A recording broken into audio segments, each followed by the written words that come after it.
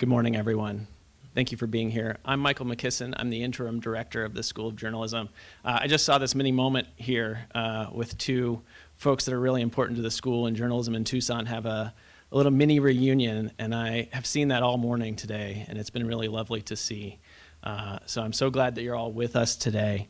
I want to thank you for being here, but before we get started with the Hall of Fame program, I wanted to take a moment to share the sad news that the School of Journalism recently lost a cherished member of our community. Dr. Cecil Schwalbe, husband of faculty member and former director Carol Schwalbe, died recently. Cecil, better known by many as the Snake Man, was the first state herpetologist of Arizona, and he devoted his life to the conservation of amphibians and reptiles of the Southwest. He was also an ardent supporter of the School of Journalism. Cecil would often bring his snakes, tortoises, and Gila monster to the school, allowing students to interview him about the creatures that he brought, practice taking photos while Pancho Gila wandered around the classroom tables. I'm sure there was some sort of risk management issue in there. He and Carol also endowed an award to recognize the important contribution that staff members make to our School of Journalism. Cecil has made a lasting mark on countless lives, and he'll be dearly missed by so many. Many of the people in this room have had long relationships with Cecil. A celebration of Cecil's life is scheduled for May 14th at 10 a.m. at the ENR 2 building here on campus. In lieu of flowers, the family is requesting donations to the Cold-Blooded Research Fund. So good, so good. I'm told that he loved dad jokes, and you can just tell. I also love dad jokes. Scanning the QR code that you see there will take you directly to that fund. I would like to just take a brief moment to just remember Cecil, remember those that we love. So if we can all just take a moment of silence.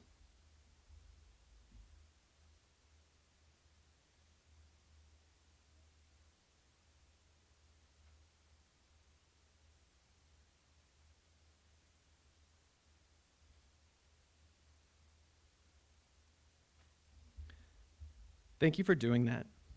And thank you all for being here this morning to support the School of Journalism and our inductees.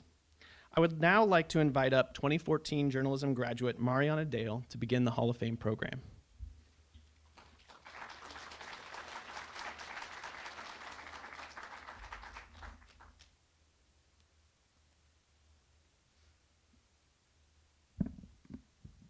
Well, welcome everyone to the second Hall of Fame ceremony for the University of Arizona School of Journalism. It is wonderful to see so many people here to support these champions of journalism and champions of the school. Like Professor McKisson said, it has been joyous to see all of the reunions. I myself have gotten to connect with some of the people who so shaped me as a journalist. And I want to thank everyone who came out today, as well as those who bought tickets in honor of our inductees, that journalism students could also enjoy this event and be inspired by our inductees today. As Professor McKisson said, I'm a 2014 journalism graduate, a time that seems terrifyingly farther and farther away now. Currently, I report on early childhood at KPCC, the National Public Radio Station in Los Angeles, but most of my professional career has been here in Arizona. I previously worked at KJZZ, the NPR station up in Phoenix, where I helped lead our National Edward R. Murrow award-winning coverage of the state's teacher strike in 2018. And I'd also want to mention a couple of the places that contributed to my career that are right here in Tucson.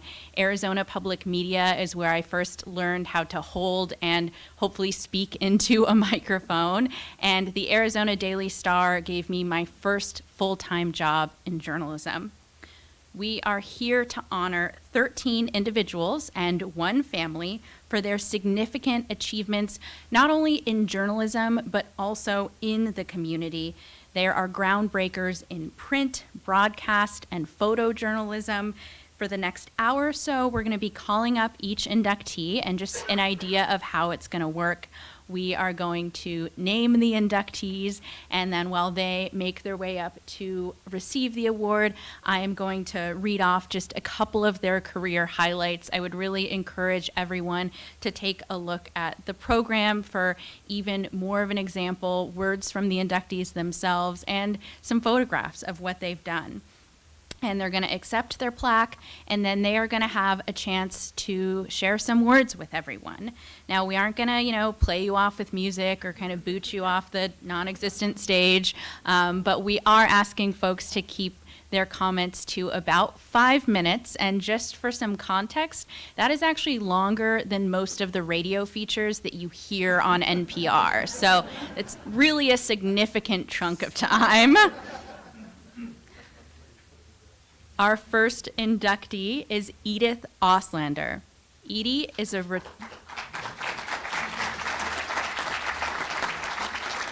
the applause. How could I forget the part for the applause?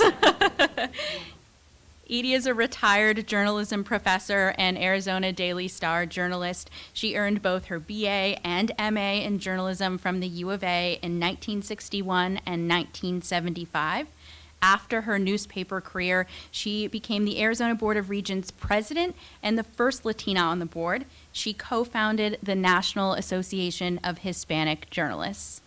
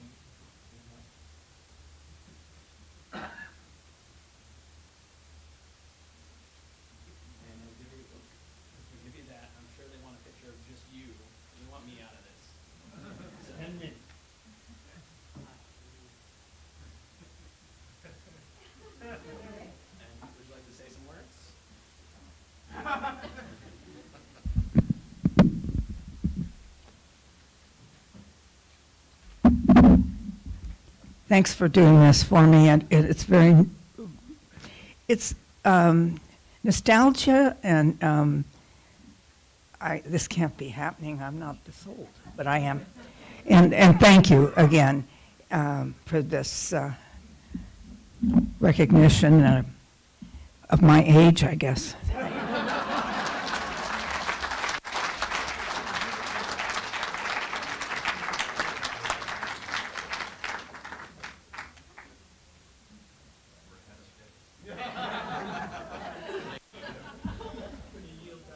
Yeah, has given all of the other inductees a gift of her time. So we're going to have to divide it out among you. I think everyone gets about 10 seconds more. So our second inductee, Dar Visor.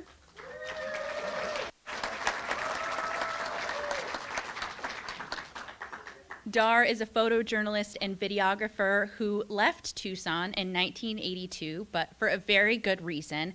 That was to create the prototype for USA Today, where the 1976 grad covered 5 U.S. presidents, major news and sporting events for more than 30 years. He met his wife, Margot Warren, at the Daily Wildcat, where they are also members of the Wildcat Hall of Fame. And I would also recommend that folks check out his Instagram. There are some lovely images there.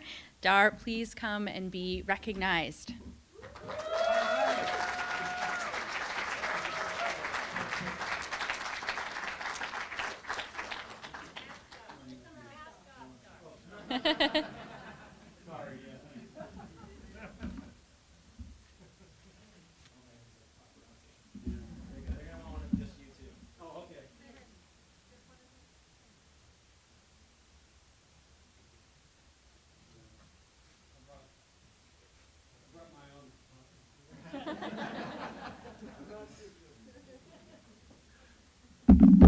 Okay, well, thank you so much. This is great, such a great honor to be included in this group. It's quite stunning. I have been very, very lucky in my life to have been able to make a career of photography and photojournalism. And I was reminded that the old saying is that luck favors the prepared. And the University of Arizona School of Journalism was the source of my preparation for this career. And it's particularly great to be included in the group with George Ridge, who was one of my teachers, professors, and a great journalist also. And also great to be included with the Kramer family, who gave me my first job when I graduated from the University of Arizona. And I have to thank Margot for encouraging me to major in journalism when we met at the Arizona Daily Wildcat. And thanks to the rest of the family for showing up and representing.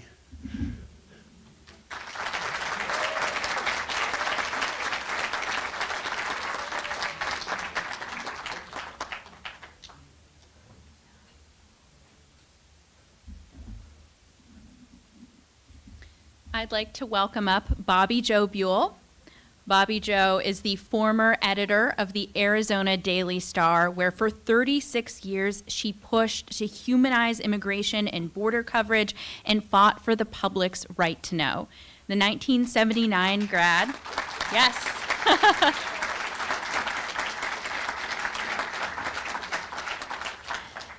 You also can see her own work. You can read work that she did. She wrote profiles of all 1,177 who were killed aboard the USS Arizona.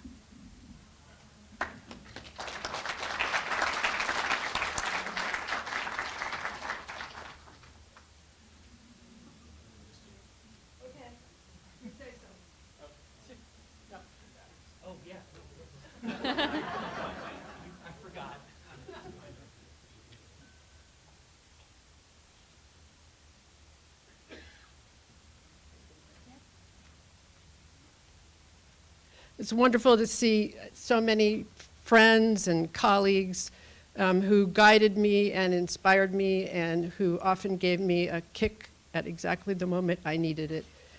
Thank you very much.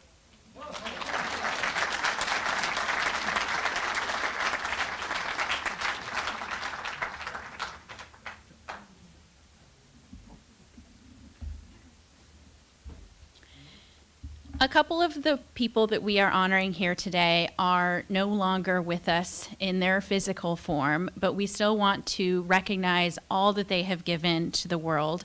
And one of those people is pioneering sports journalist Lynn De Bruin. Here to accept her award is her sister, Linda Luther Vino.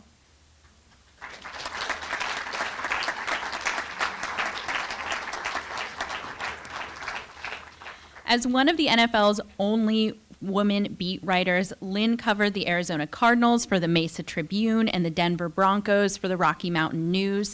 The 1984 grad reported on multiple Super Bowls, then worked for the Associated Press Bureau in Salt Lake while battling cancer, covering the NBA's Utah Jazz. She passed in 2013.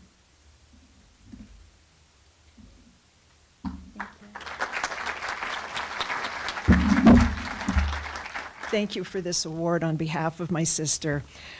When my sister Lynn Luther De Bruin was entering her senior year in high school, back in Pennsylvania where we grew up, she applied to and visited several colleges. She was leaning toward Penn State, but it was an honor came in the mail. She was accepted to try out for the softball team at the University of Arizona.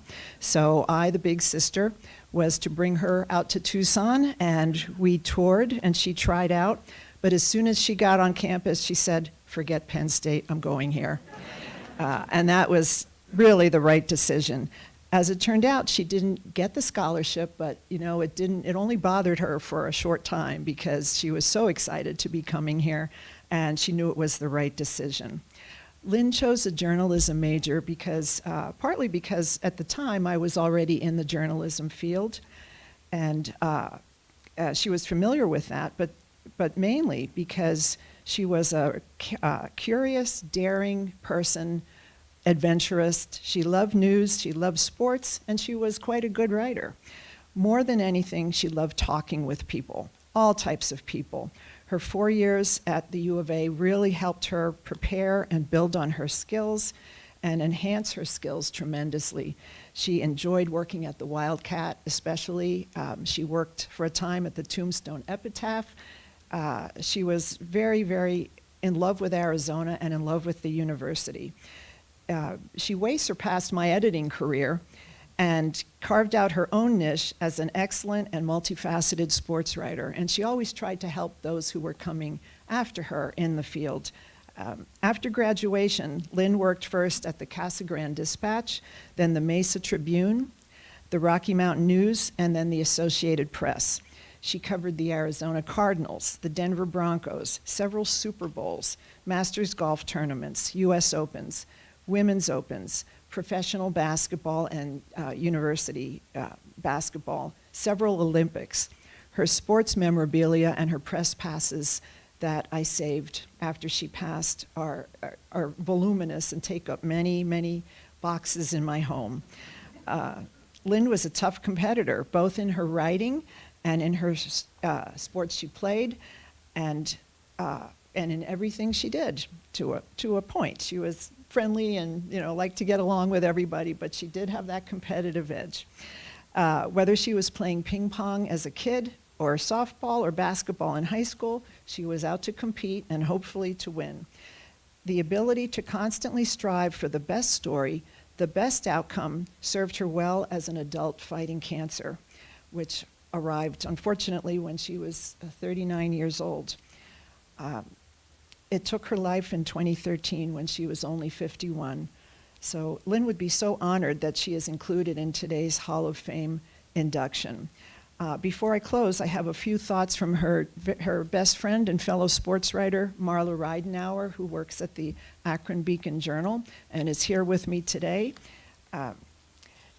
She covered many things at the same time as Lynn, so I'm going to read you her thoughts. Lynn's dedication to work knew no bounds. When we covered the NFL Combine together, which I think is where we met, she was first working in Arizona, but largely in Denver. Competing against Adam Schefter, we made the rounds of hotel lobbies and bars looking for player agents and team officials.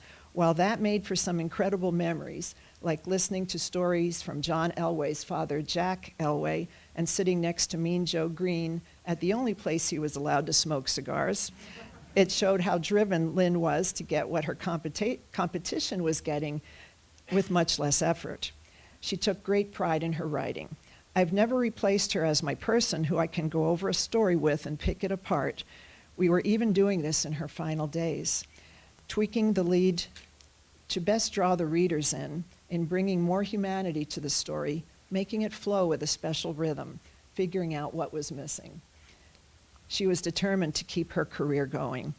After the Rocky Mountain News closed its doors, she was writing freelance golf articles and stories, some that might have paid only $150 per article that she might have worked on for weeks. She joked during that period that her book was going to be called We'll Write for Chemo. And it really wasn't, she made it as a joke, but it really was a worry because she needed insurance and needed funding. Latching on with AP in Salt Lake City helped her finish her career the way she wanted, working as a sports journalist.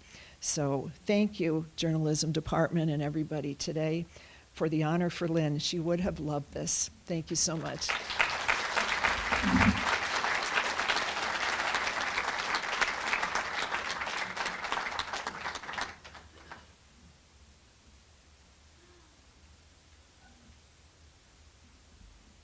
Our next inductee is Carmen Duarte.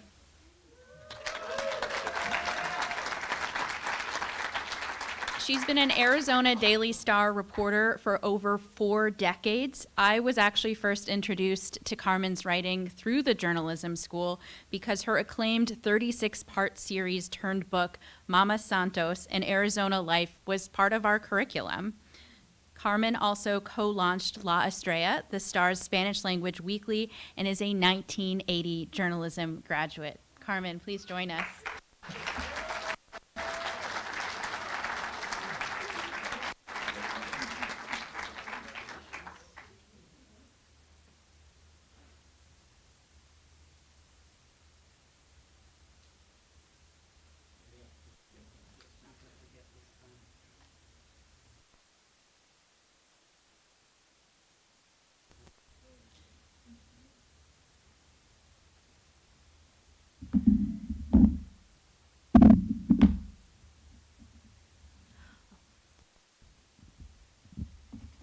Hi. Oh, I feel like I'm among family. So many people in this room who worked with me, inspired me, and taught me. I want to thank God, my mama, and family, and the community for opening up and trusting me to tell their stories. So many people opened their hearts to me to share with Arizona readers their joys and tribulations. There were quite a few great assignments I worked on that included traveling deep into Mexico and living in Hermosillo, Sonora for a good 2 months. I was part of a team that covered a presidential election in Mexico City. I worked on immigration series telling the stories of men who abandoned their villages to come and work in citrus groves in Arizona. Another series about the Underground Railroad that smuggled persecuted Central Americans into Tucson. The peso devaluation of the early 1980s, and telling stories of the working men and women in Sonora that was published in a special section, Compadres in Crisis. By the way, David Carter was the editor of that section, and I just found out not too long ago that on deadline, they're in the press room, and accents weren't on and in the captions of photos. So he took a pen. They were past deadline, but he took a pen and he put in all the accents. Those are the kind of people I learned from. I also told the stories of families and youth living through the Navajo Hopi land dispute in northern Arizona. And the one dearest to my heart was telling the story of my mother and family that was published into a book, Mama Santos in Arizona, Life. Bobby Joe supported me and helped me with that. Tom Beal and Jenny were with me through it all. Tom was my editor. They opened up their home and took me out of the newsroom because it was undergoing renovation to remove asbestos, I think.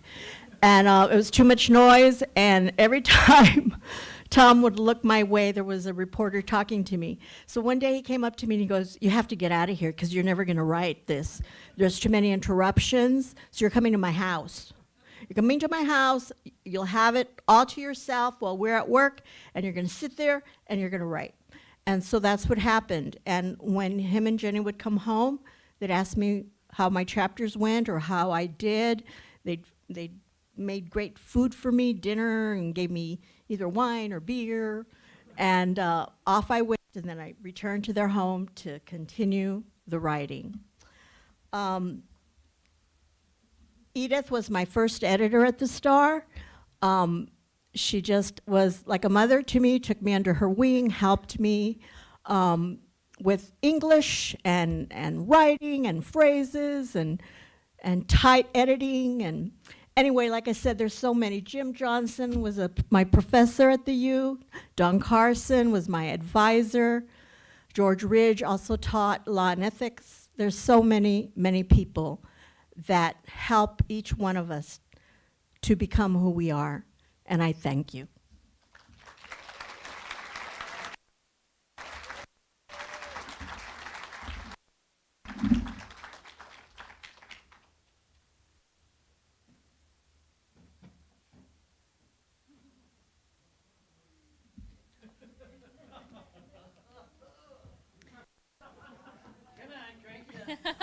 I haven't even called your name yet. How do you know it's you? So, remaining 45 minutes. so as you can tell, we will be staying in the Arizona Daily Star newsroom to honor our next inductee, who is David Fitzsimmons. The Arizona...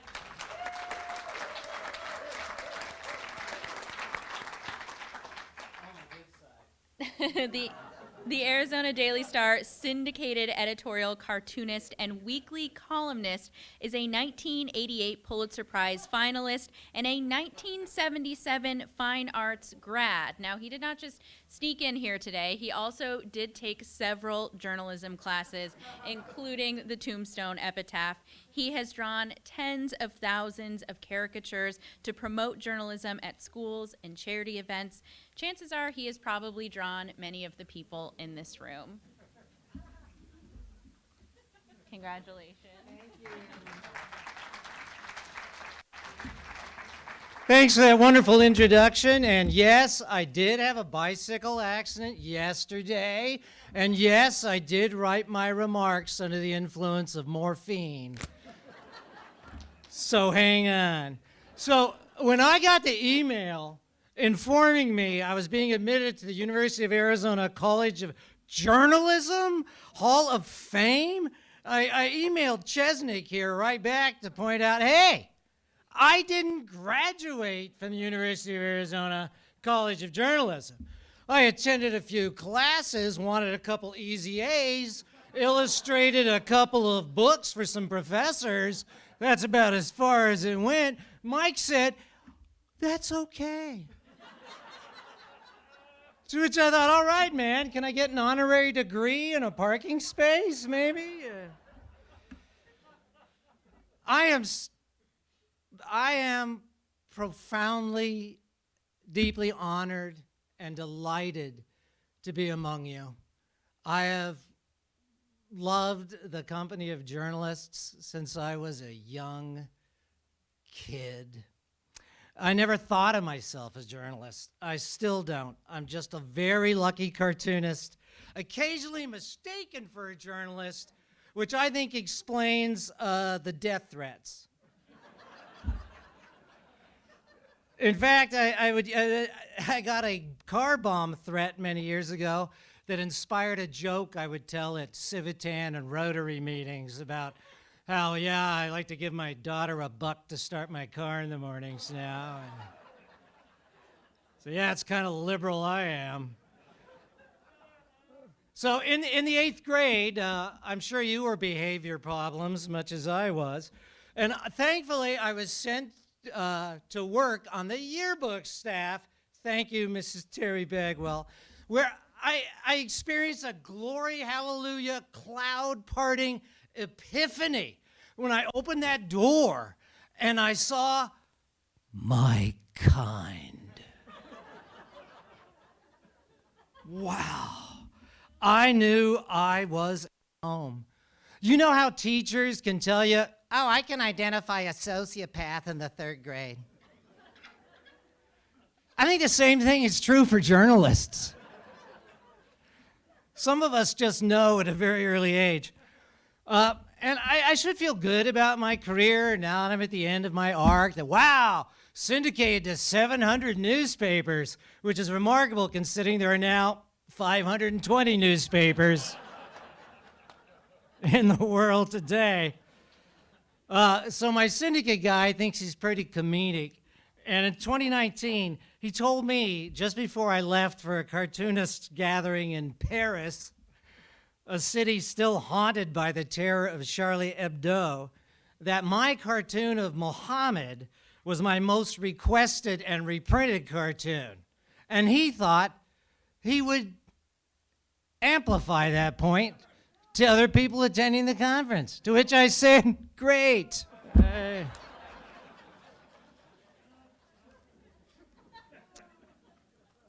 My remarks are intended to remind you how incredibly, unspeakably important you are, how much you matter to the communities you served. At that international cartoonist gathering, I met a young cartoonist from Turkey. That day that I met him and was visiting with him, he'd just been informed by phone he was no longer welcome to return to Turkey for a cartoon. Wow. At a gathering of cartoonists in Mexico City, I hung out with Pedro Molina, a cartoonist from Nicaragua, who begged me to stop speaking Spanish because you'll speak like a toddler.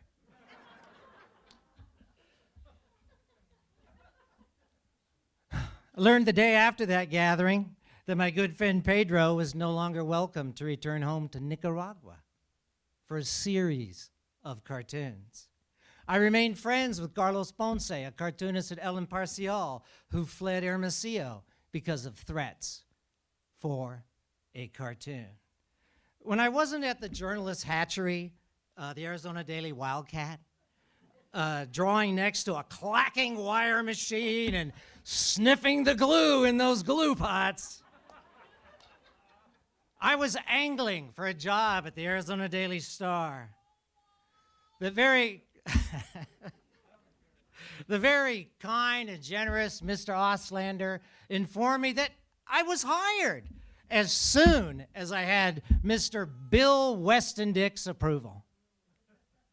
As Mr. Westendick was thumbing through my portfolio, he grumbled, most of the cartoonists I've ever worked with were prima donnas.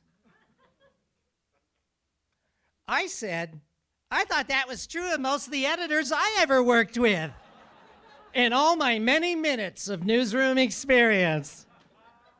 Which may explain why my first newspaper job was in Oklahoma City as a friggin' map maker.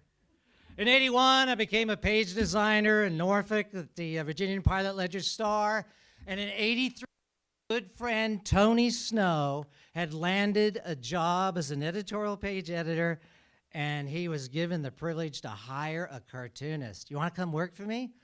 Tony, you're to the right of Attila the Hun. I know, you're Leon Trotsky who can draw. We'll have fun. Awesome. My first week at the newspaper, I cost the Daily Press approximately $11,000 in advertising. Because of a cartoon my editor loved, mocking a bank that had just changed its name at a price of millions of dollars to Sovereign, which sounded to me like a lesser Soviet republic or perhaps a banking laxative. The price I have paid, and perhaps the price that a number of you have paid as a member of a free press, was always small. On a train heading for Saint-Just-le-Martel, a small village where hundreds of cartoonists gather every year in hopes of winning the grand international prize of cartooning, a cow, my wife Ellen and I became friends with a cartoonist, Imad Hajjaj, and his wife Lena. I taught him about the phrase, what do you call a Jack Mormon? And he was so delighted with this, he decided to refer to himself for the rest of the gathering, introducing himself as a Jack Muslim. Well, I did not win the cow, which was unfortunate. I wanted to follow the role of one winner who actually took his cow up to the Eiffel Tower. Today, as of now, my friend Imad Hajjaj, my age, with 2 kids my age, faces 2 years in prison for a cartoon ridiculing an autocrat. 50 years and 11,000 cartoons out from my Wildcat days.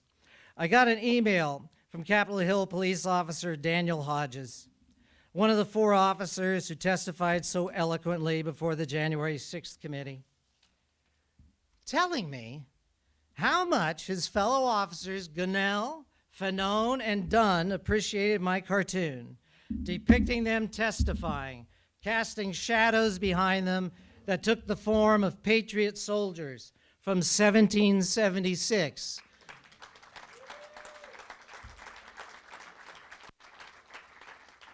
Defending the values of our republic, which protect the free press.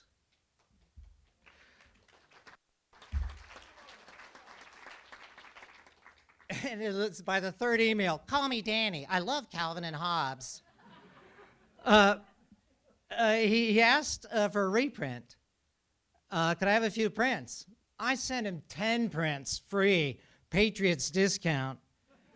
And in a couple of days, Officer Hodges returned a copy signed by all 4 officers, including Eugene Goodman. And I prize it because in this age of madness, these individuals embodied the courage of all who stand against the enemies of democracy. which you may not have given much thought to when you were students in the journalism school, but I'm sure in the years hence, you've given it a great deal of thought. At public schools, I like to show a mug of an acquaintance of mine I met at one of these conferences, handsome, smiling Syrian cartoonist named Ali Farazat. In the next slide I show kids, we see him in a hospital bed. His hands are in casts, crushed by thugs with bricks, working for Ali's favorite target, the anti-democratic tyrant Assad. In the third slide, we see Ali's sketched self-portrait cartoon response, which he tweeted out to the world. His hands are in their casts, held upright, with a pair of defiant middle fingers poking out of both casts, addressing the enemies of democracy. Today, more than ever, our precious vocation is essential to the survival of democracies. Last year I spoke with Gary Trudeau, and he said, you and I are lucky. We're legacy acts who get to turn out the lights as we retire, right? All you wonderful fellow silver hairs out there in the audience. I tell talented young artists, said Gary, to head for Pixar or switch to graphic novels. Every art form has had its day, and ours is almost over.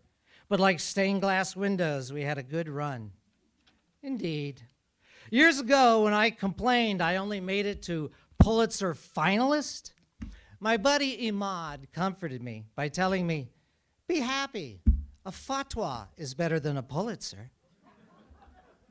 Today, I'm happy because this plaque from the J School is better than a Pulitzer, a fatwa, and a French cow combined.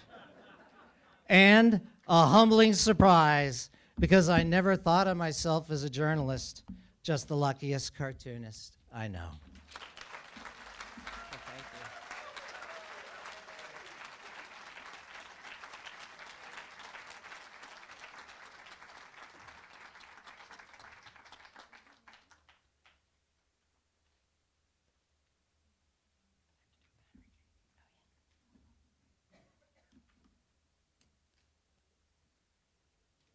We're doing a quick battery change, full transparency up here. Yeah.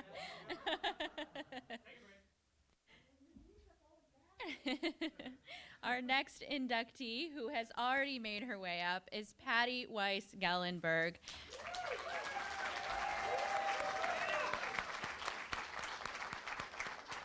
This 1971 grad joined Tucson's KVOA TV in 1975 as the first woman evening anchor for a major market Arizona station.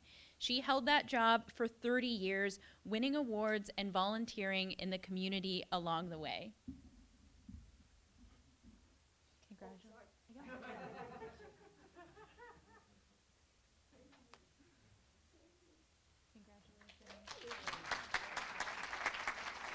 Oh, this is pretty. Thank you very much. All right, we've got a slideshow here. Oh, can you see? I was drawn to television at a very early age. But I liked the newspaper too, and school. But as a young woman, I found my life's purpose when I discovered the University of Arizona Department of Journalism. The curriculum allowed me to dive into a dozen fascinating areas to explore, but I was short on money, and so I raced through college in 3 years, getting married along the way, and fell into television news. My first job was at KOLD, Channel 13, as a one-man band. Where I wrote and edited and delivered a mid-morning newscast, and my first paycheck was $50, and I went out and bought myself a new shirt for $5 at Kmart. Yeah, but I was delighted. I mean, that was very exciting. And after my morning newscast, I produced the 5 p.m. newscast for John C. Scott. And one afternoon in 1972, John C. Scott waltzed into the newsroom and declared that he was running for the state legislature. Well, he can go on the news that night, right? General manager in a panic says, "You have to do the 5 o'clock news tonight." Oh my gosh, I had never ever heard of any woman doing an evening newscast. I was just terrified. But, you know, I went out there, and in the newsroom, I could hear from the control room, the studio, I could hear the phones ringing off the hook the whole time, and I was sure people were just saying, "What is that stupid little girl doing in there?" But no, they loved it, and I got the gig. It was really good.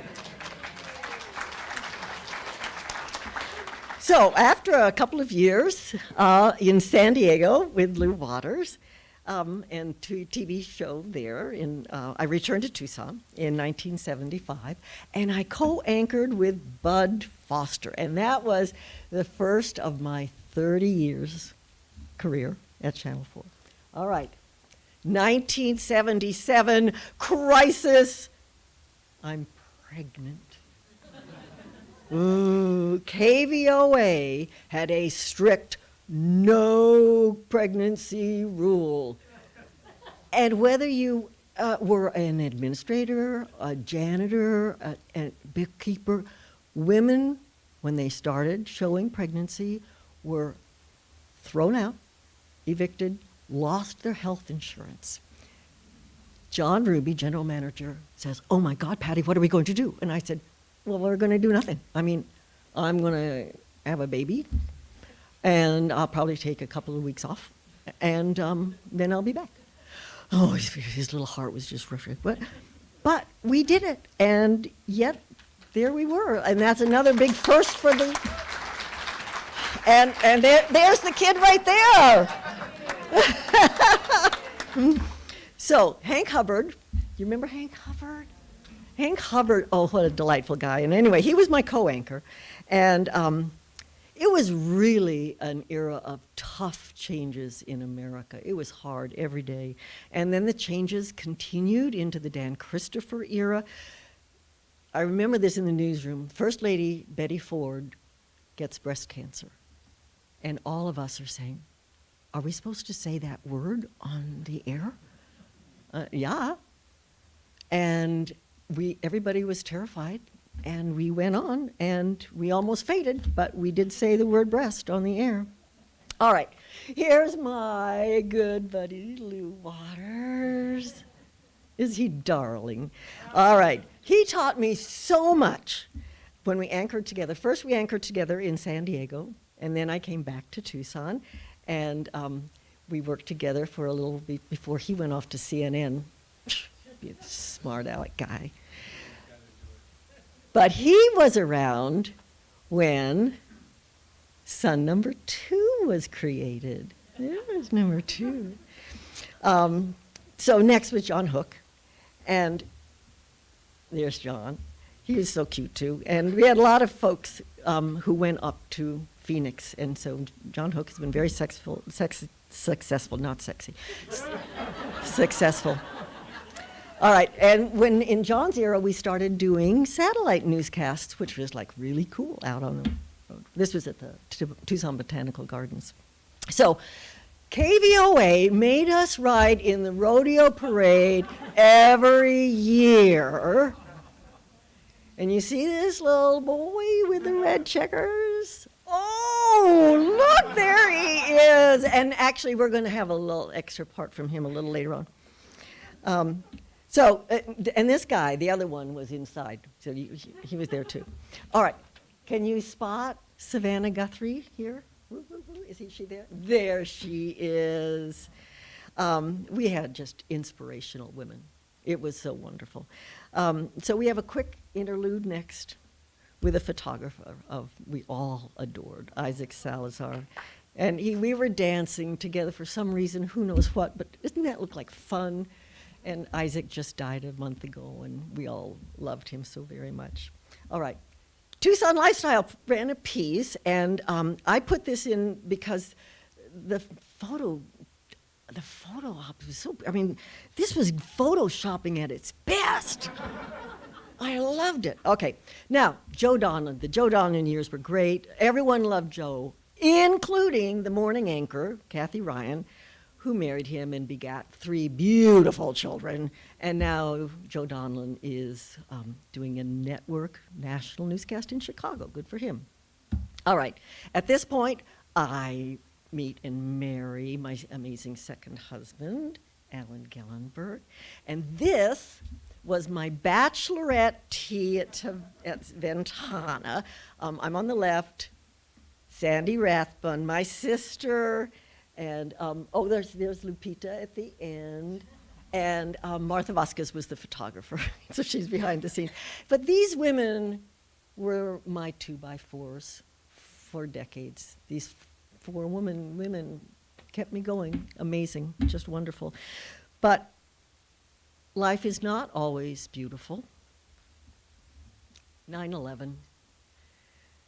6 in the morning, our time, and the second plane hits the World Trade Center. So my elder son, Aaron, at that point was the producer of our Daybreak show. You know, we had a little bit of that going on.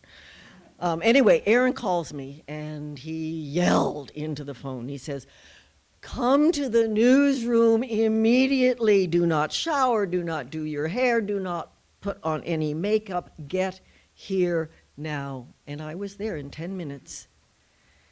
And it was the worst 2 days of everybody's life.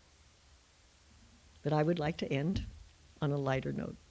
In fact, a very high note with my friend Jacqueline Sharkey, who was the journalism chair at that point. And we had worked together to save journalism and then fund journalism and still have fun. So, like this, I got a sparkling tiara to celebrate homecoming and the opening of the Marshall Building. And step by step, often with hard work, but sometimes with humor, we are all proud of how the U of A journalism department has made such a wonderful impact on the world, and we thank you.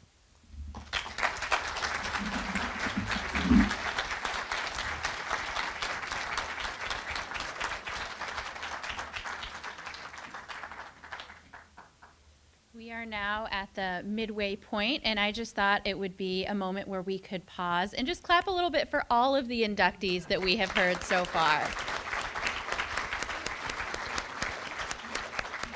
And now I want to invite Interim Director Michael McKisson up to share a little bit about the J School.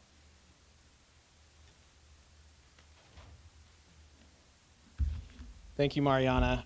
We appreciate you emceeing this event. And I just want to say personally, it's been so rewarding to see you and your career flourish and the contribution that you make to journalism and society. We're really proud of you, and we're proud of all of the folks we've heard from today. I imagine at some point in a while, we'll see you up here accepting one of these awards too. No pressure or anything.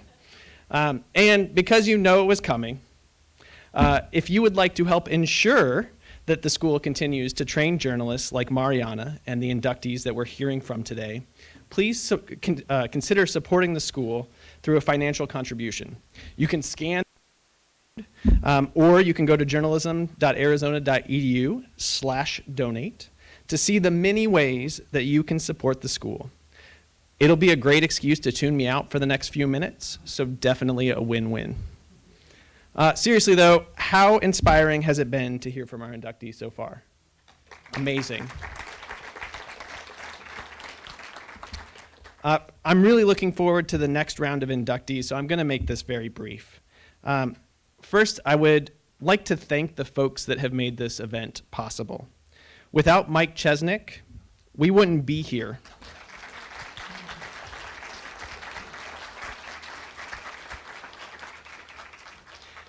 He's led this effort every step of the way, from nominations to even offering to write these remarks. Surely they would have been better if he had, but I didn't make them. However, he'd be the first to say that it was a team effort, and indeed he's had help from staff members Rachel Mosteller, Debbie Cross, Paloma Boykin, grad student Julia Blumberg, undergrad Jordan Chin, who's streaming this event for people that couldn't be here, and alum Gwayne Douglas, who's taking photos today. So thank you. Can we give them a round of applause? I'd also like to take a moment to recognize the Journalism Advisory Council. Many of them are in attendance today. They're instrumental in tracking down nominations and recommending these inductees to the school faculty. Would the council members please stand up so we can recognize them? There they are.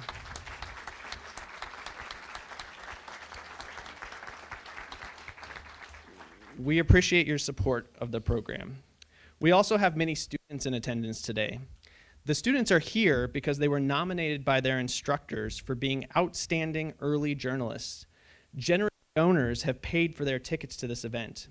And students, I'm sure you've been inspired by what our inductees have said today, and we look forward to seeing how your careers unfold. So could you please stand up so we can recognize you?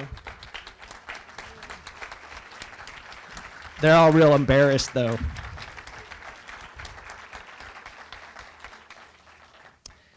And of course, without the faculty and adjuncts, these students would not show the potential that they do.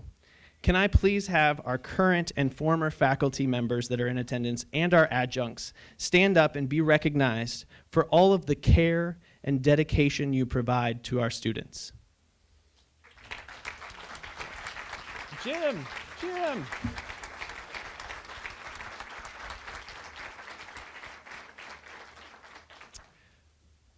Once again, I would like to thank you for being here to honor our inductees and support the U of A School of Journalism as we continue our mission of educating the next generation of journalists who are committed to creating an informed citizenry and holding the powerful to account. Thank you.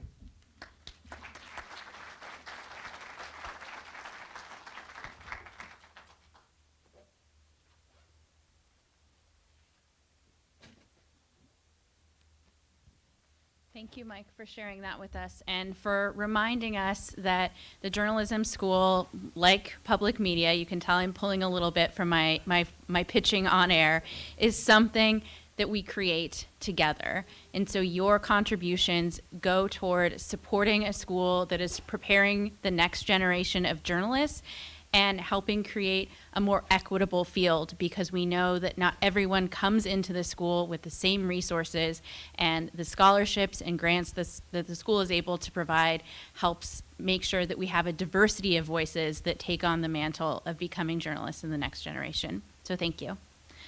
Now back to our program. We have a couple of inductees from New York who couldn't travel to be with us today. I don't know why they wouldn't want to come when it's 90 degrees outside. It's very confusing to me. But they recorded their acceptance speeches, and we are going to be hearing from them.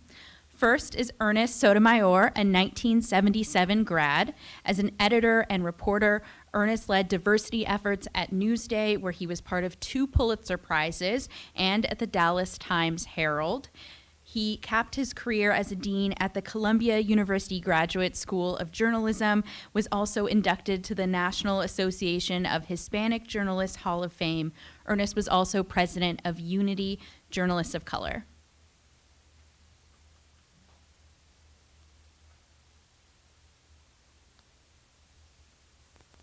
Well, hello from afar.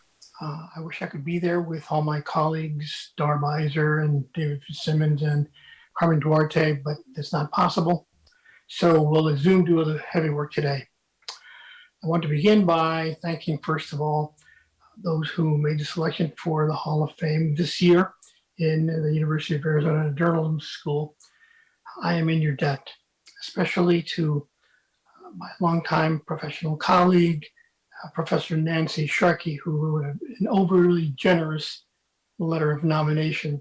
She doesn't usually indulge in exaggerations, but sometimes she's prone, so we'll let it be.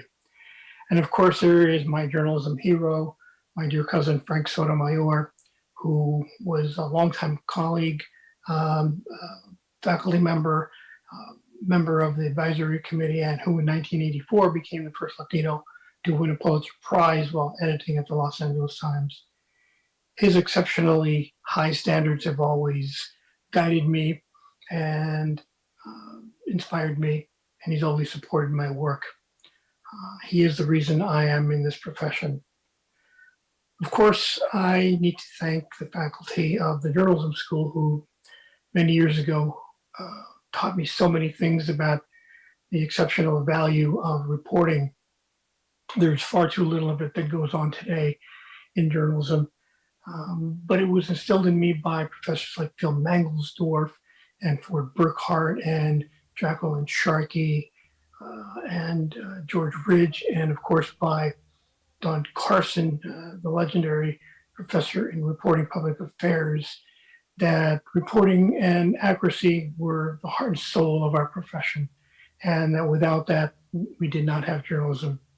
That's never been lost on me in 45 years since I left the school. So many thanks to them. And one last comment, if I may. You know, the work that we've done collectively to get us here today has not been done without costs borne by others. In my case, it was my family, my sons and daughter and my wife. You know, we stay hours after our shifts have ended because we're involved in some project that we know is going to make journalism better.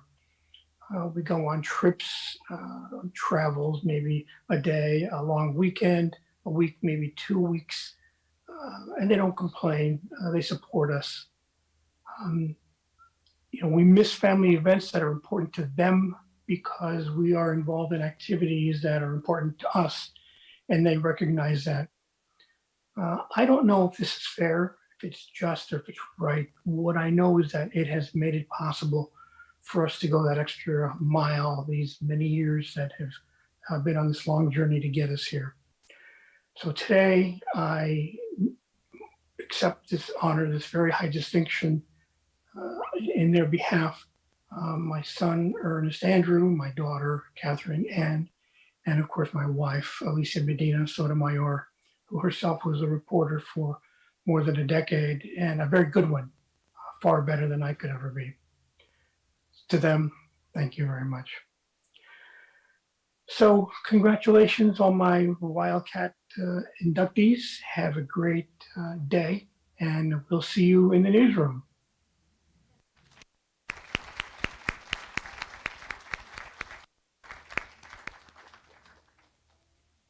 And next, we honor Michelle Stevenson, hired by Time magazine right after graduating in 1966. She helped build it into the top photo news weekly as the director of photography from 1987 to 2006.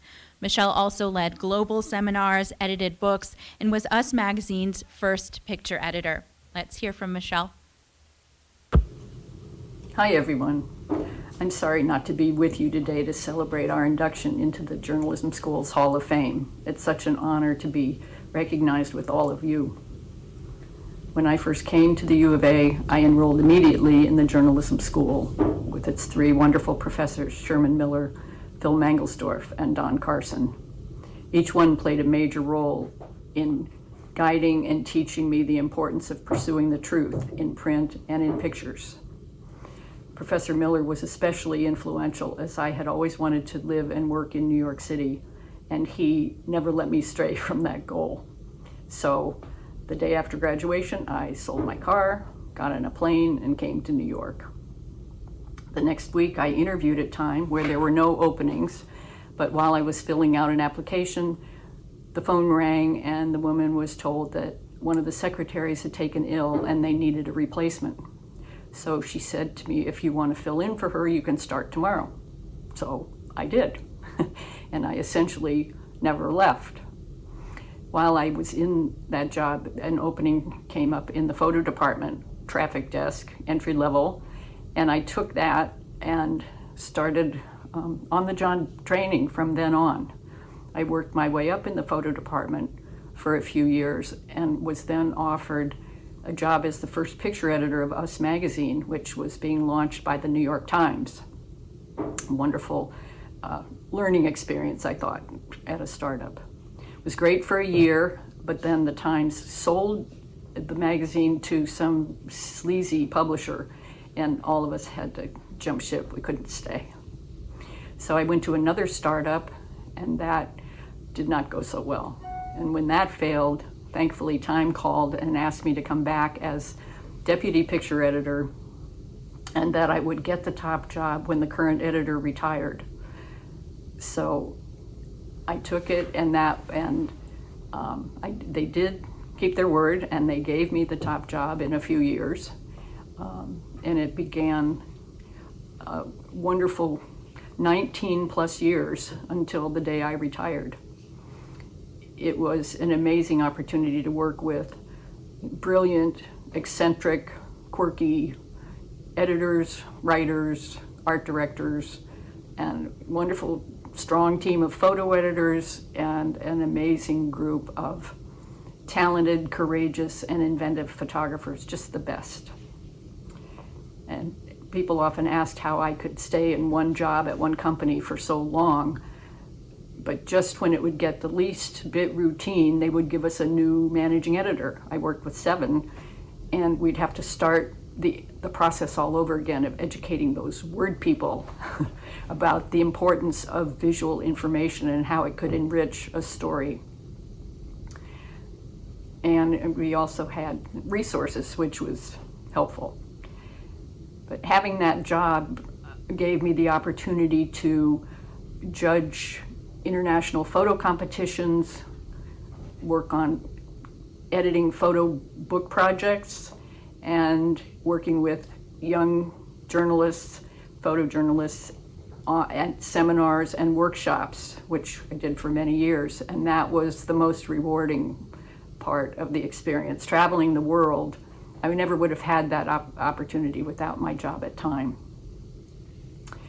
And I was able to form lifelong friendships with my colleagues from other news outlets, an invaluable experience. So even though we worked long and hard hours at Time, nothing like they have to do today, 24/7, truly, but I have honestly to say I was never bored a single day in my job, and that is an extraordinary gift. So again, I'm grateful to be included in this group of fine honorees, and I'm so thankful to have gotten my start at the U of A. Thank you so much. Bye-bye.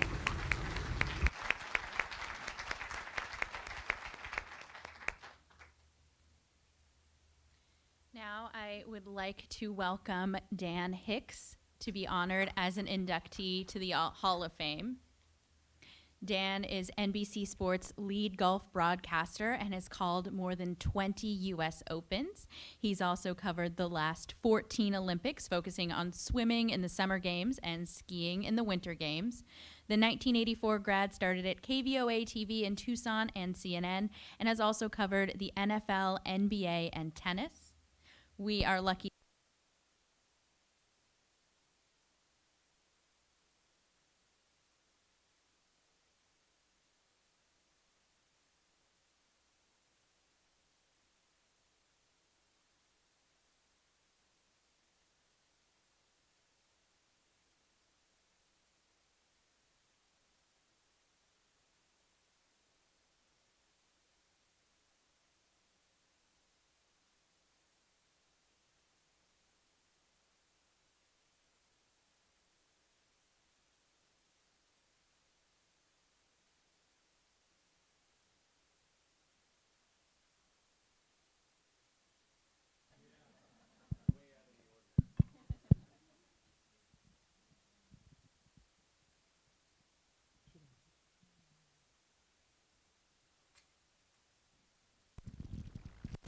Director, boom, all the same. There you go.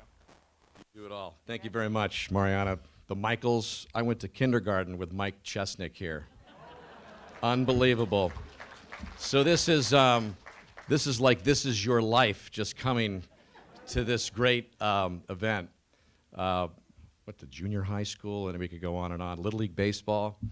But you never know where you're going to go in the order in an event like this. So I was so fearful that I was, following Patty Weiss, the legendary KVOA TV eyewitness news where the news comes first. I'm still a little bitter about that. We got like maybe 3 minutes at the end for the sportscast because maybe John, Hook, and Patty went just a little overboard, but the sports guy, he'll make it work at the end of the show and everything will be all right. So tough following, Patty, but whatever David Fitzsimmons is on, I want a little bit of that right now. So anyway, so thanks for the intermission to kind of get my thoughts back together. But what a beautiful afternoon this is. I first want to say hello again to my family here who is here. I got my 2 sisters here, Katie, Jennifer, and my dad, James Hicks, are here. So happy that you guys could be here for this. Hopefully, my dad's hearing aids were acting up just a little bit, so hopefully he's got them dialed in. Can you hear me okay? That's a thumbs up. We're on our way. But speaking of my parents, my mom passed away 6 years ago, and she, along with my father, were just so instrumental in lighting the fire. And what I mean by that was just believing whatever you wanted to do, you could do. So I went into the University of Arizona believing that I could just do just that. Loved sports, would just remember getting that. No offense to the news reporters here, but the first thing I'd reach for was a sports page out of the Arizona Daily Star, spread it out on the kitchen floor, and just start reading it just cover to cover. Sports was my passion. I played it all. And so when I realized that I wasn't going to be able to play shortstop as a livelihood for the Detroit Tigers or the New York Yankees, I figured I needed a backup plan. And I was always infatuated by the people that called the games and had the best seat in the house. So when I got into the University of Arizona, which was, I don't want to say my only option, but I was born and raised here in Tucson, and it's where I was going to go. It's where my sisters went. So that was already in place, that plan. And then when I decided to major in journalism, I thought, well, I want to be a broadcaster. I wonder where this journalism degree is going to come and play. Is it really going to be, essential and become a real important part of what I wanted to do eventually? And boy, did it ever. It was an incredible experience from the get-go. Some of my sister's friends were journalism majors and told me what a great experience it was and that you had to get a job at the Arizona Daily Wildcat. They're tough. It's tough to get a job there. But if you could get a job there, you were on your way. So I finally got a job there as a sports writer and ended up at the same time covering the sports, the various sports at Arizona. And I answered an ad in the back of the newspaper that said, wanted Arizona women's basketball public address announcer, $25 a game. And I thought to myself, man, that is some great beer money at Gentle Ben's. So that could really come in handy, and who knows, this might be a startup to my career. Anyway, I was the last guy to interview for the job. One of my fraternity brothers at SIGEP said, yeah, because I've been announcing our games from the intramurals just like, for entertainment, for our own purposes in the backyard of the basketball hoop. He says, you ought to try to put this to use, answer the ad. I answered the ad. I was the last guy to audition in McHale Center. So I thought, I really got to turn it on here. I'm the last guy. The athletic director, associate athletic director, sitting in the stands. They're like, all right, we got one more. All right. What's your name? My name's Dan Hicks. All right. So, okay, so they gave me this copy to read, so I said, I better really embellish this, even though it's not really my announcer voice. So I gave it my, ladies and gentlemen, welcome to McHale Center in tonight's game between the visiting Sun Devils of, and they were like this, and they said, give the guy the job, he's got the gig. So anyway, I was off and running. I did the public address announcing for the Arizona baseball team, the women's softball team, the women's volleyball team, and it was just a great experience. But all the while, I was immersed in the J department. And it was an incredible experience to be here. When George Ridge is inducted, he was just one of my all-time favorites. Jim Johnson, they're all here. It's almost like you're coming back and reliving a great part of your life. They taught me so much. They taught me that if you didn't use a middle initial, you get an automatic E. That, you talk about fright and terror and writing a story. You're trying to formulate everything you're trying to say, and then you're like, did I get the middle initial right? A factual error, E, and you're done. So I carried on those things into my career as a broadcaster, and you might think, oh, well, you don't write too much. You might have a hard time kind of connecting the two, but every time we come on the air, I think back, why are we here? Perspective, who, what, why, when, where. Tell the picture, be simple. You don't need to go overboard. And I've used those lessons time and time again. So the University of Arizona Journalism School molded me, and I still practice so many of those things today. So it helped me get a radio job right out of school at KWFM, KCEE AM. My first gig, $5 an hour. I had to live at home for a few months before I was named news director at age 23. Why I was the news director at 23 years old, I never know. But I wanted to get sports on the air, and I did. But my very first time on the air by myself, Saturday morning, because that's the only kind of place where they trusted me at the time. I was so new, but it was a 6 a.m. broadcast for news. And I'm so nervous. And these are back in the days when you had a soundbite that you wanted to play. You put like an 8-track looking like cartridge in the player. Some of you know where I'm coming from here. And you introduce it, and you push the button yourself, and it plays the soundbite. So I'm sitting there, I'm so nervous, I'm getting there. The city council voted today 5-4 in favor of yada, yada, yada, and here's what the mayor had to say about the vote, and I'm pushing it. Nothing's happening, nothing's happening, nothing's happening. And finally, it fires off, and I swear into the microphone. I use the F word into the microphone. My heart's pounding, and if you're in broadcasting, you know when the sound and the audio comes right back in your headset, you've been on the air with that particular word. I'm thinking I'm done. I'm done before I even get started. I look through the glass. It's an AM/FM operation with a radio DJ. His name was Bill Mortimer. Don't know if anybody remembers this guy. Patty's like, yes. Anyway, he's through the glass. He's reading the sports page, and the sports page is like this, and there's a talkback button. I push the button through the glass. You can hear my voice, and I say, Bill, did you hear that? And he goes, yeah. And I said, just tell me I'm done now. Not that he was making the firing, because the GM would be on Monday and I would get my walking papers. I was sure of that.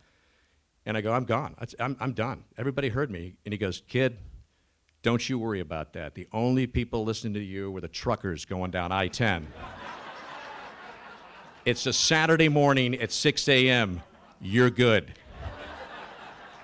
So I kept my job, got into the KVOA TV television business. The news comes first. And my first night on the air, I kid you not, you talked about us being a one-man band. We did everything. You wrote your copy. You put the graphics in for the scores. All the sports are coming on the last second. I'm just in a panic mode, nervous, trying to get on the air and make it out to the set on time to be introduced as the new guy at KVOA. So I get out there, and I haven't had time to put makeup on. I'm thinking, you know, if there's one thing that's got to go, get the scores right, you know, journalism school departments in the back of my head, get the facts right. That's the most important thing we got to do. Makeup, you'll be all right. You'll do it tomorrow night. So I don't get any makeup on. I come on. It's happening before my eyes. John Hook is the weekend anchor at the time for this particular show. And we'd like to welcome our newest addition, Dan Hicks. He's from Tucson, and he's here with us to his first sportscast. And I look over at him. And these are the days when the teleprompter was paper, where they actually, you know, digital, not yet. They actually fed the paper through on a roller, and it came across under the lens of the camera. So I'd written my copy, and I was like, thanks, John, it's great to be here. I look at the camera. The University of Arizona basketball team was in action tonight, and the paper starts crumpling up in like a wad of nothingness. So I was too inexperienced to just kind of calmly going out of my hard copy and carry on with the sportscast. So I don't know what happened. I don't know how I was kept on from that day. But I do know that I talked to my mom the next day, and I was like, man, that was a disaster. And she's always, you know, my biggest supporter, always the, you know, glass, you know, full, not half full, anyway. She looked at it as a positive thing, but she did say, you looked a little tired. And I did. I looked at the tape, the air check after that. I did look like Count Dracula. I go, Mom, it was bad lighting. I didn't tell her that I didn't have a chance to put makeup on or anything like that. But that just catapulted me on. I kept my job, and I just had the most unbelievable run. And I think you do have to have some talent, but you have to have some good time, and you got to be in the right place at the right time. And I didn't meet my spouse at the Wildcat, but I met my spouse at CNN Sports, Hannah Storm, and we've been married for 28 years. And she is just the most awesome wife and journalist in her own right that you could possibly ever imagine. A lot smarter, a lot better than I am and ever will be. So that was a great thing that happened at CNN Sports. Then I got hired at NBC. I've been there ever since. It's been 30 years of unbelievable experiences that you can only pinch yourself and dream about as a young boy who wanted to do this. And it also helps when you start chronicling the career as teenagers, both these guys, Michael Phelps and Tiger Woods, who became the soundtrack of what I did for so many years. So it does take a little bit of luck to ride their coattails and to have the rights that NBC Sports was able to keep through the years, so I didn't have to knock on any other doors. But I've never worked a day in my life. I go to work every time, every event, like it's brand new. But the one thing that is carried along with me, and my producer, Tommy Roy, who also went to Arizona and is, in my opinion, and in many, is the greatest broadcast live sports producer ever. We've been attached to the hip with each other. He does all our golf. He's produced all the Olympics, pretty much all the Olympic assignments that I've done. What gives me the most pride of anything is we'll be at a meeting and we'll be discussing a topic of that day, whatever it is, and he'll say, "Danny, what do you think? You're the journalist here." And I think to myself, boy, with the business changing, boy, are those words great to hear. Yeah. So I'm trying to do my part. I'm trying to keep this whole thing going in the right direction, even though we're in strange times, difficult times, and different times. But I cannot tell you what an honor it is to accept this award into the U of A Journalism Hall of Fame. It is just fantastic, surreal. My congratulations to all the other inductees, all the families, the friends that are here. This has just been an incredible day. So thank you very much.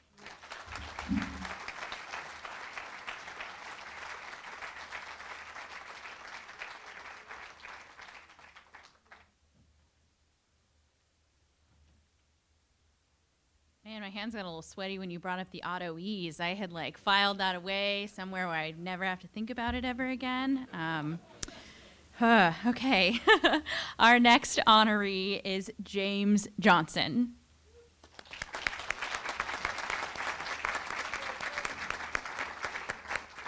A 1961 graduate, Jim returned to the school as a professor from 1979 to 2003. He worked 17 years as a reporter and editor at the Oakland Tribune before returning to Tucson. He won a National Teaching Award and prepared students for jobs and, frankly, understanding their civic life through reporting public affairs, or RPA. He also has written or co-written 8 biographies. Thank you so much.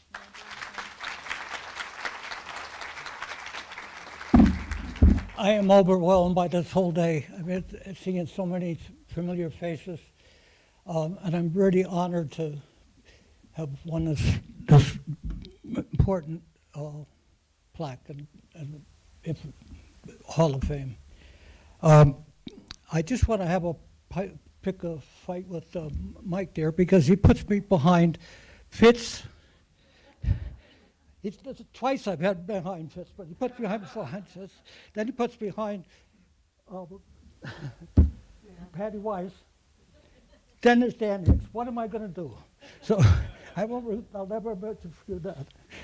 I'm a proud graduate of the journalism department in 1961 under Sherman Miller's tutelage.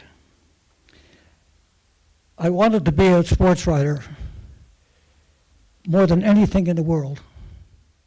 18 years as a reporter, I never played one game of softball, any game of sports, not one. And I never regret it, because I learned so much more about what goes on in the world. I just want to tell you one little story about when I was a student. I took a TV station class by a guy named Ben Markland. And years later, I ran into him when I was teaching here. I ran into him, and he looked at me and he says, "I know my good students, and I know my bad students. I was really fast on my feet that day, not 2 year golfer. And I said, Ben, I remember my good teachers and my bad teachers, and I remember you. And he howled. He really enjoyed that. Anyway, when I joined the department in 1979, it was like, I'm a Red Sox fan, it was like I had grown up near Fenway Park, and then I was going to go out and pitch at Fenway Park. I was so excited. I was teaching in the exact same room that I had studied under. It was in the old liberal arts school over there. It was a little classroom, and when I was there, I thought, well, I got to teach this class, and I will give them a little essay to write, a little article to write. I was scared to death. My knees were knocking. I was going in the first time. I gave them the papers. They wrote it. I bring them back as fast as I could. I opened them up in my office, and I said, oh, whew, I can help them. That started my career for 24 years in the department. I was getting lessons from colleagues like Abe Channon, Phil Millennium. They taught me how to teach, and they taught me how to listen. I'm grateful for dozens of students who made teaching joyful. Several of them are here today, including Dan, Mike. I knew it was time to retire in 2003 when I realized that the students knew more about technology than I knew. And it was a great idea.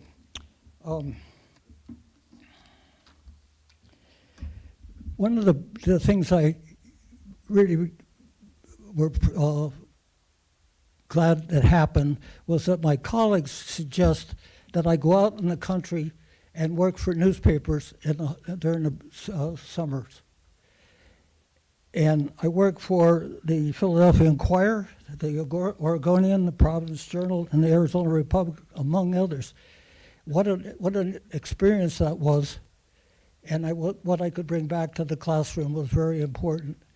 And I made a few bucks on the side, so that was okay. I'm delighted to see some of my students here. Carmen was a class, and I remember her one time saying to me, you know, when I was in high school, they told me I was not going to make anything of myself because I was Mexican heritage. You remember that, Carmen? Look at her today. She sure those teachers. I knew Lynn De Bruin was going to be a winner from the day she walked in the door. She just had a knack for what she was doing, and it's such a shame that she died at such a young age. Dan Hicks was in my class. I think what I mostly taught him was that golden voice that he has, more than anything else. When I was at the student, I was working on the Wildcat. I was a sports editor. Of course, that would matter, wouldn't it? Why am I drawing blank? And sorry, I have these backs of. Joe Cole was the editor. I'm sorry. Why am I drawing a blank for? Anyway, on the Edith Auslander, I'm sorry. And being honored, I was so happy that they were here. Jane Kay, all three of Jane Kay, four of us were on the Wildcat in 1961.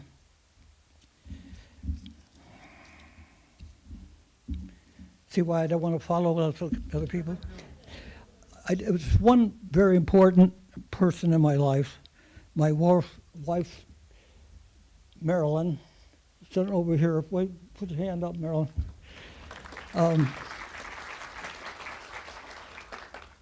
She deserves any great deal of credit for any achievements that I have made.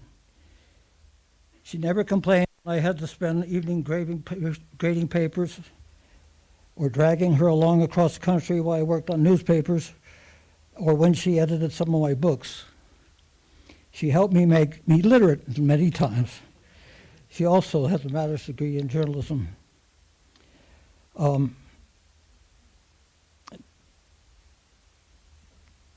To finish, I'd just like to know that I'm honored and ecstatic to join these superb journalists and teachers who are members of the Journalism School Hall of Fame. Thanks to you all, and good luck to everyone.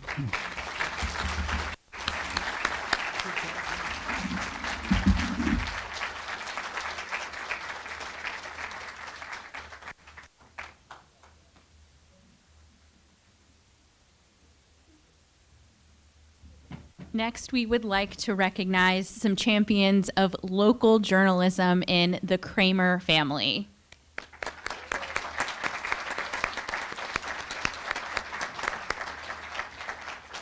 The late Donovan Kramer Sr. and his wife Ruth left Illinois to buy the weekly Casa Grande Dispatch in 1963.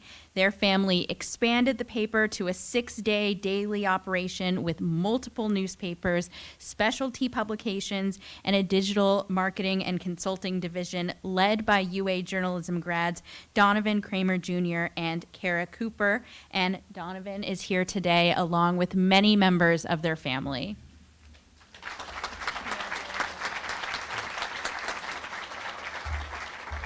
Most of our family have been Wildcats, although some went into other fields. Some of them are here today.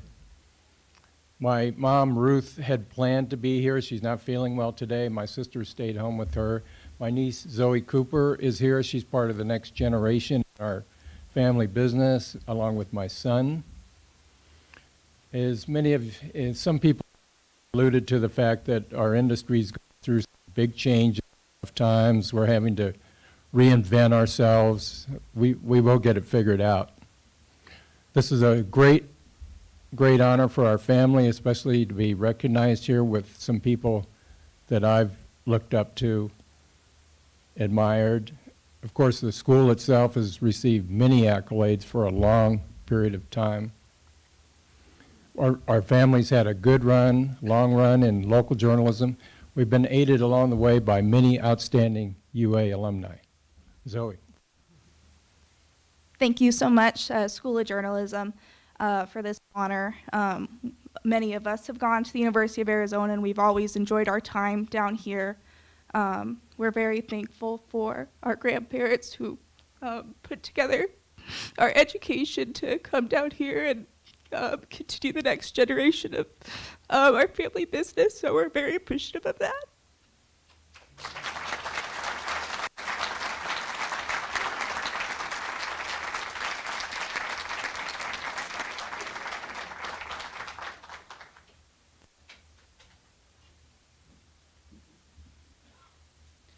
Our next inductee is the late Nicholas Prophet.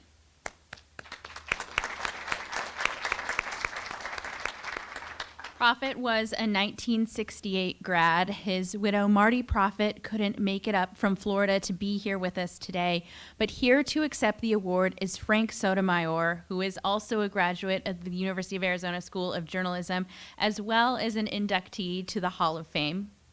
Nick was a war correspondent and bureau chief for Newsweek in Vietnam, Beirut, London, Houston, and Nairobi. He covered the fall of Saigon. His novel Gardens of Stone became a 1987 film directed by Francis Ford Coppola. Nick died in 2006 at age 63. Thank you for being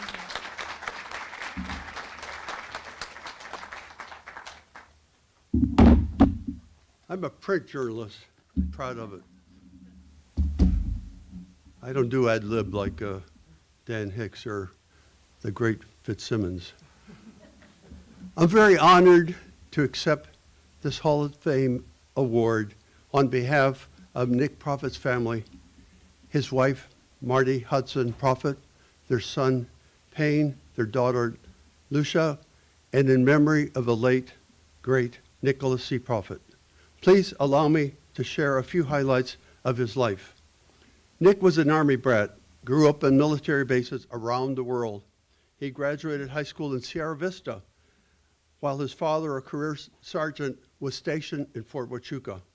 After high school, Nick attended West Point for a semester, just one semester. West Point was not for him. He ended his Army tour by serving in the Honor Guard at Arlington Cemetery. When I was a Daily Wildcat editor in 1965-66, Nick was a sophomore, kind of an old sophomore. He quickly became the best and brightest of our reporting staff. It was easy to see that he was headed for great things. He was smart, inquisitive, a good researcher and interviewer, a smooth and eloquent writer. You know, at the time, some of our younger male reporters were trying to figure out how the hell do you shave with this thing called the double-edged Gillette razor. And here came Nick Prophet, a brawny, somewhat grizzled even at an early age, Army veteran who looked like he could knock any of us out in one punch. Yet he was always professional as a reporter and wielded nothing more than a sly grin. After graduation, Nick went on to distinguish himself as a reporter for Newsweek, as has been mentioned. He covered wars and hotspots for Newsweek around the world, from the Middle East to Vietnam. Professor Bill Schmidt told me that he and Nick kind of overlapped in the Beirut Bureau for Newsweek. Marty Hudson recalled that Nick loved being on patrol with his Army boys. He was known for his toughness and his courage, and he is remembered as being probably one of the very last American reporters to keep on reporting, even when the North Vietnamese forces were overrunning Saigon. He was finally evacuated on a crowded military helicopter. Later, he reported as Newsweek bureau chief in London, Houston, Beirut, and Nairobi. Then, in 1982, he turned his talents to writing novels, and as was mentioned, his best-known novel, Gardens of Stone, was made into a motion picture in 1987. Sadly, Nick died too soon of cancer at age 63 in 2006. Among all U of A graduates, he was, in my opinion, one of the very best print reporters and writers ever. And I'll close with this. Nick used to recite a favorite toast when the family or friends gathered for a little celebration. Marty Hudson said Nick had learned this saying from a fly fisherman in South Africa. It remains a favorite for the family.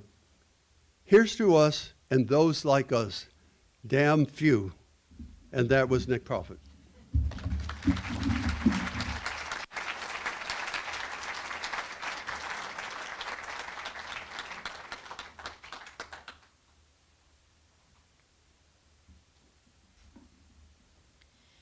And finally, we will be honoring the late George Ridge.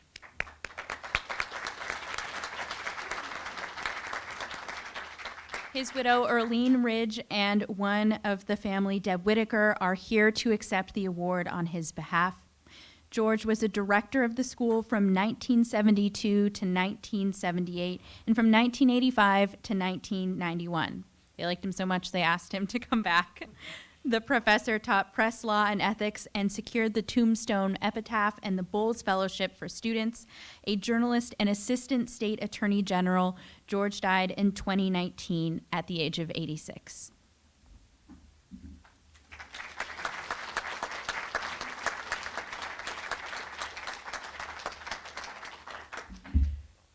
Before I begin speaking about my father, and excuse me, I didn't think this was going to happen, but I do want to recognize my mother, who's accepting the award, because throughout his career, she was always beside him. She's the one he went to when he got his first journalism job and realized he did not know how to type. So she helped him with that. She was always by his side. She was his behind-the-scenes editor.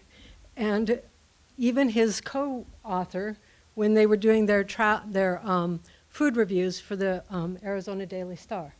So it's entirely, so that's why she's up here. So, okay.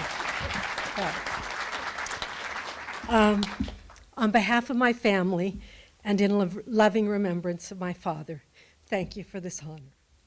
George Ridge was passionate about journalism and the University of Arizona Journalism Department, its staff, and its students.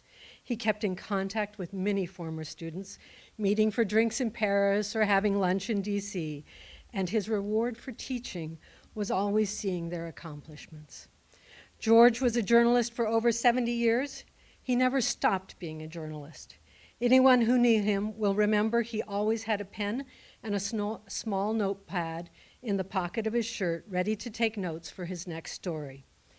He saw the newsroom go from typewriters and pencil editing to computers and the internet. As department head, he brought the first computers into the U of A journalism department. As many of you know, my father loved a good story, and one of his favorite stories was about that time when a professor who couldn't get his computer to work was advised by tech support that he needed to turn it on first. George Ridge was a true believer in the power of the written word to inform people and bring about change. He felt it was a newsman's role to constantly probe and challenge, and his life was dedicated to doing that, not just through his own reporting, but by encouraging, mentoring, and teaching others what it meant to be a journalist. As one student noted, he taught me and countless others that accuracy and truth are this turbulent profession's keystones. For so very many, he was a role model of what a journalist should be. Throughout his career, George fought what he called stilted, inflexible requirements that were being taught as news writing. He firmly believed that knocking on doors, meeting people, asking questions, and reporting the facts was the best way to learn how to be a good journalist. He pushed students out of the classroom and into real-life newsrooms where the stories they wrote meant more than just a grade. Just as important as encouraging students, he encouraged and supported fellow professors in finding new ways to bring journalism alive for students and to provide them with practical, hands-on experience. It's not enough to have good ideas, though. George's secret superpower was ensuring that others actually were able to put their ideas into action. He never allowed bureaucratic requirements or budgetary constraints to get in the way of a good idea. Operating under the premise that it was better to seek forgiveness than to ask permission, he was constantly working behind the scenes, clearing administrative hurdles, and finding public or private funding for programs. That's how the University of Arizona Journalism Department became the first department in the United States to publish a weekly community newspaper, the Tombstone Epitaph. Through his quiet efforts, he also made possible the Community News Service, El Independiente, a congressional internship, and the Don Bowles Fellowship. In the classroom, George believed in giving his students the tools and confidence to not only succeed, but to excel. He felt strongly that a solid grounding in writing gave students the skills they would need to succeed wherever life took them. Former students made us think and encouraged discussion about thorny topics. He taught us to focus our work and our time in ways that had a real purpose. When Paul Giblin, a journalism department alum, won a Pulitzer Prize for local reporting, he wrote George, "Please consider the Pulitzer partly yours." It was a note George treasured. George's expertise was not just in journalism. His law degree made the law and ethics of journalism class so popular that even law students attended. George also supported high school journalism programs and freedom of the press by consulting with journalism teachers in cases where there was a conflict with school administrators on what could or could not be published. He was happy to explain freedom of speech principles to school administrators and encouraged high school staff and students to stand their ground on First Amendment issues. George had strong ethical and professional standards. and he taught his students that journalists were not above criticism and should be held accountable. Beginning with publication of the Arizona Journalist, a professional journal for Arizona's newsmen, and then The Pretentious Idea, he held the profession to account of the University of Arizona Journalism Department in newsrooms across the state. When the managing editor of the Tucson Citizen first heard about the journalism department's plan to publish an annual critical review of Arizona journalism authored by students, he said, "What a pretentious idea." Thus, a name was given, and the students, guided and supported by their professors, proved it could be done, and they did it so well, the pretentious idea was recognized with the I.F. Stone Award for Outstanding Achievement in Independent Media. One of his former students said it best when he wrote, "George was truly a great journalist and professor non-pro. His students have made profound contributions and have made the world a better place." Thank you.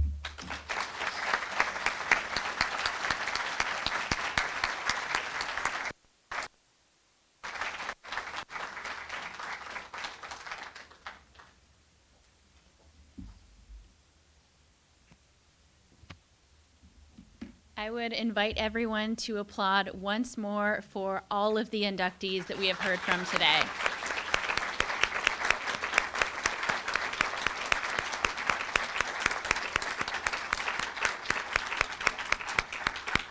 It has been so meaningful to hear that whether they traveled the world or dove deeper into their own communities, reported across the U.S., edited the work of others, that the inductees recognized today carried the lessons that they learned here in Tucson at the University of Arizona School of Journalism with them. Thank you so much for taking time out of your day, out of your life to attend today.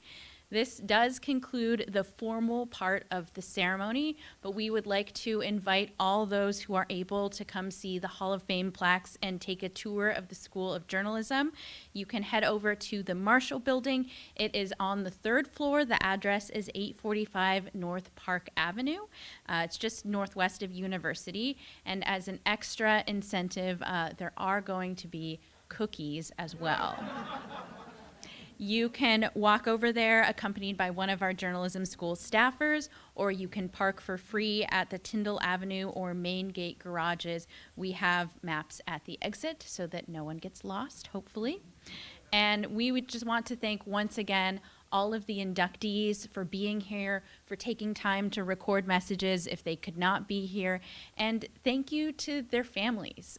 None of the people here was an island. What allowed them to do the journalism that they did, what empowered them to do this important work, was the people that supported them. And so that you all have taken the time either to accept awards on folks' behalf, just to be here today is incredibly meaningful, and we are so grateful that you have spent this time together with us. I hope that everyone takes a moment today, later in this week, in days and years to come, to reflect on what was shared today. I can't go anywhere without this. I was taking notes as well, and I just feel very inspired and honored that I was able to share space with so many of you today. Thank you.